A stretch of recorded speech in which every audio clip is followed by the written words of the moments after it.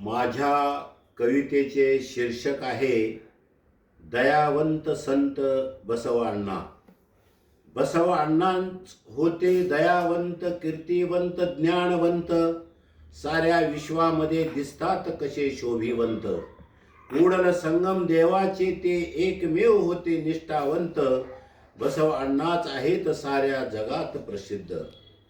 शरणांचे आगमन आहे आम्हास प्राणाहुनी प्रिय. शिवशरणापेक्षा महान या जगात कोणीच नाही, आणि माझ्यापेक्षा लहान मीच.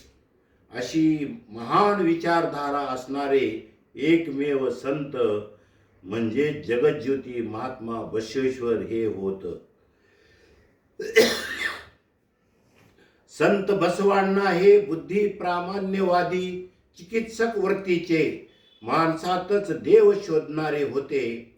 सत्याला आणि सदाचाराला महत्त्व देणारे ते महामानव होते. म्हणूनच ते जगात प्रसिद्ध होते.